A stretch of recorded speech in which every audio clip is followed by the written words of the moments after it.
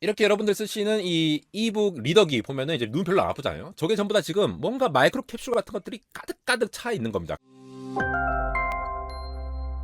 네, 안녕하십니까. 안달공학 에러입니다. 이번 CES에서는 거의 모빌리티 쇼, 모터쇼라고 할 만큼 다양한 자동차 기업들의 발표가 있었죠. 그 중에서도 기조연설에서 BMW가 좀 신박한 발표를 해서 가져왔습니다. 작년에도 이 자동차 외관을 이렇게 싹싹 바꾸면서 흑백으로 바꾸는 E-잉크를 적용한 기술을 보이곤 했는데요. 이번에는 완전 컬러풀하게 다가왔거든요. 오늘은 BMW가 발표한 헤드업 디스플레이부터 이 E-잉크의 원리까지 한번 살펴보도록 하겠습니다. 컬러가 바뀐다라는 거 이게 참 쓸모가 있을지 없을지 보다는 일단 좀 신기하잖아요. 우리가 흔히 쓰는 이 OLED라든가 아니면 LCD 같은 거를 겉면에 디스플레이로 쓴다. 결국은 이거를 외관을 바꾸려면 디스플레이가 적용돼야 되는데 기존의 디스플레이로는 한계가 있습니다. 내구성도 그렇고요. 우리 스마트폰도 이제 떨어뜨리면 막 깨지고 이러잖아요. 그런 부분들이 있는데 이거를 이제 E-잉크라는 기술로 적용을 한 부분이 신박하다라는 것이죠. 작년부터 컨셉트카 기준으로 이렇게 소개를 했는데 이게 실제로 2025년도에 출시를 할 거라고 하니까 그냥 블러핑만 하는 그런 기술이 아니라 실제로 소비자에게 다가갈 수 있는 기술로 접근을 하고 있다라고 보시면 될 것 같습니다. BMW 그룹 회장인 올리버 집세 이분께서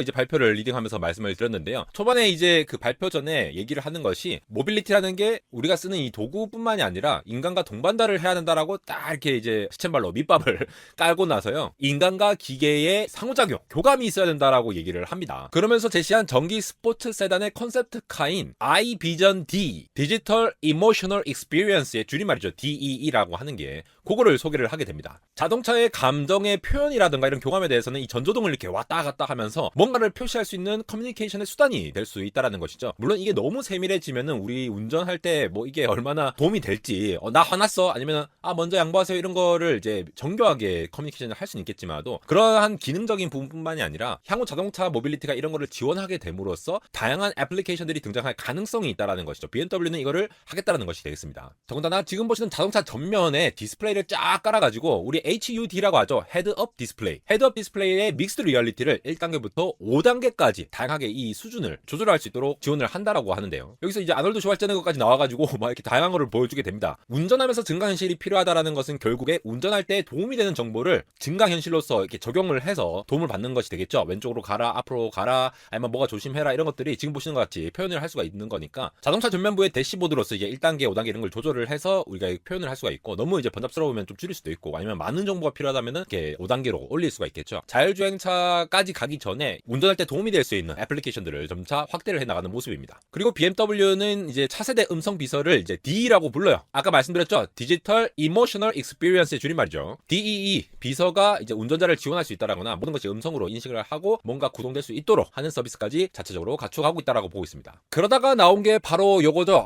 이거 영상 좀 보고 갑시다.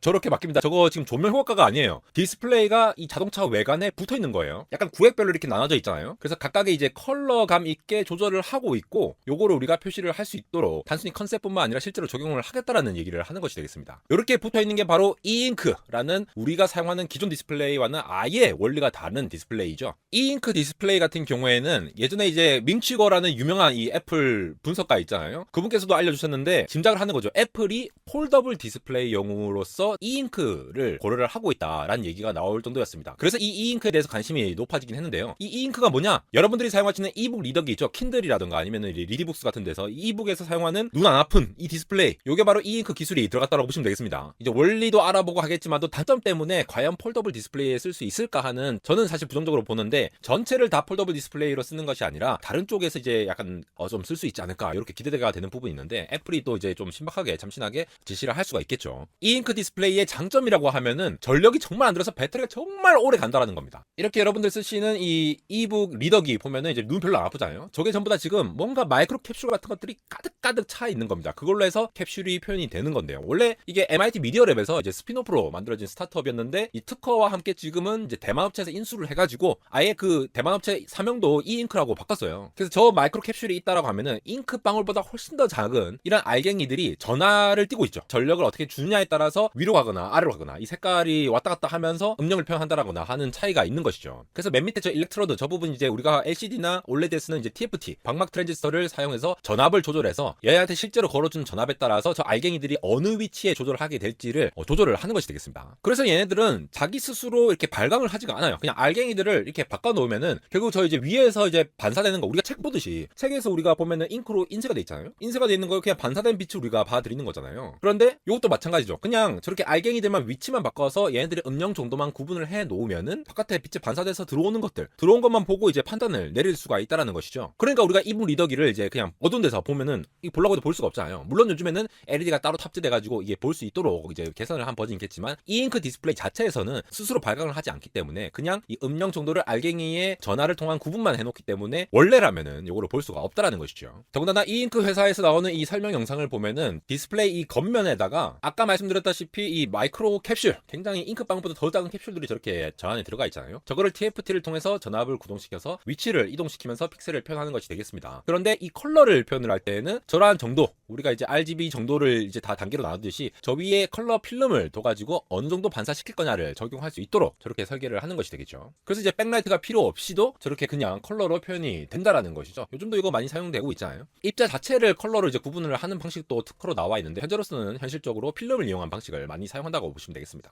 그래서 다시 BMW의 이 잉크 디스플레이 기술을 살펴보면은 BMW 같은 경우에 이 비전 D에다가 240개의 이 구획을 나눴어요. 아까 보시면 구획별로 막 이렇게 바뀌잖아요. 240개의 이 잉크 세그먼트를 장착해가지고 총 32가지 색상을 표시할 수 있도록 만들었습니다. 저 겉면에 그런 걸 다 붙였다라는 거죠. 사실상 240개 구획이면은 뭐 엄청 우리가 세밀하게 표현할 필요 없잖아요. 거의 뭐 굉장히 다양한 것들을 표현할 수가 있고, 너무 세밀하게 표현하면 오히려 더 지저분하지 않을까 싶기도 하고, 이건 또 넥스트 버전으로 가면은 또 이제 세밀할 필요가 있다라면은 그게 적용이 되겠죠. 만약에 이 겉면에 이 OLED 디스플레이를 깔았다, 아니면 LCD 액정을 깔았다 하면은 굉장히 내구성이 약할 수가 있고, 물론 그렇다고 이 잉크가 무조건 이제 내구성이 좋다라는 것은 아니지만 굴곡을 만든다라던가 이런 다양한 부분에서 상당히 이제 어려운 부분들이 있겠죠. 이러한 이 잉크 기술은 한번 이렇게 깜빡할 때에만 전력을 쓰기 때문에 사실 그 깜빡거리지 않으면은 10시간을 쓰나 1시간을 쓰나 뭐 거의 비슷해요. 깜빡이는 횟수에 따라서 작용되기 때문에 자동차에는 굉장히 적합하다라는 거죠. 우리가 이제 운전하면서 갑자기 막 바꿔가면서 운전을 할 필요는 없잖아요, 사실. 한번 딱 세팅을 해놓고 이제 옷을 한번 딱 갈아입은 거로 이제 딱 출근하고 퇴근하고 아니면은 뭐 집에 가고 뭐 이렇게 이동할 때 쓸 수가 있기 때문에 상당히 이게 적합한 애플리케이션 아닌가라는 생각이 들고요. 나중에 오리지널 영상으로도 이 잉크를 따로 다루겠지만, 이렇게 저전력 잉크의 이 입자들의 배치를 바꾸는 데에만 전력이 쓰이지 그 이후에는 거의 전력이 안 든다라는 장점이 있지만, 우리 요즘 이제 게이밍 하면은 뭐 120Hz, 240Hz 막 이러잖아요. 그렇게 해상도를 높였을 때에 이거를 빨리빨리 리프레시를 할 수 있도록 주사위를 지원을 하지는 못하고 있습니다. 그게 좀 더 이제 개발이 되어야지만이